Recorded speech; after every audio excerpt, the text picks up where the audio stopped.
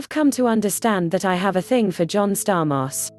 Not a Tiger Beat, 16 magazine thing, with pinups on the inside of my locker door.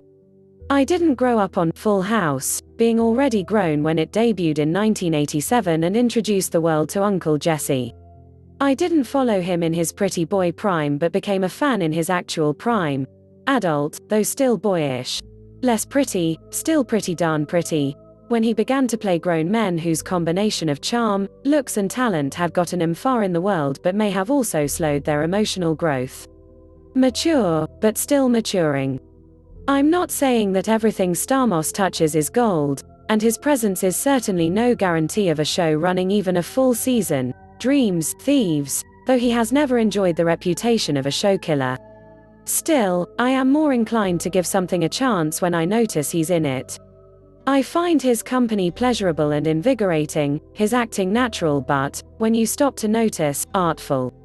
And his current series, the Disney Plus teen comedy Big Shot, in which he plays a disgraced men's college basketball coach, reduced to, though of course elevated by, coaching high school girls, is a perfect vehicle for his particular gifts, and for a well-maintained 57-year-old actor in the fourth decade of his career.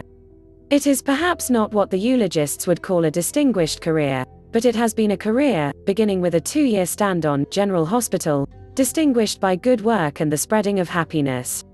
For the viewer, there is a kind of satisfaction, even personal pride, in recognizing this, something you don't get from admiring Meryl Streep or Anthony Hopkins, whose greatness is taken as read, as royal. Their art is superior to your appreciation of it. There is no cultural imperative to liking John Stamos.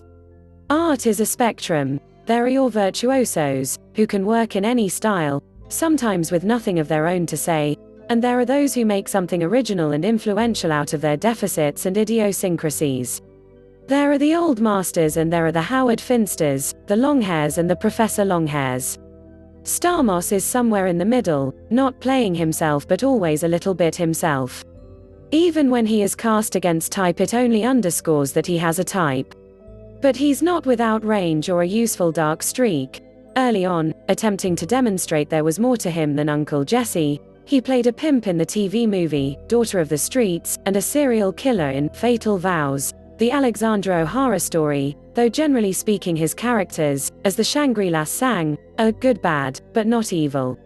He can be devilish, but not demonic. Of course, like any American with a television, I was aware of him over the years.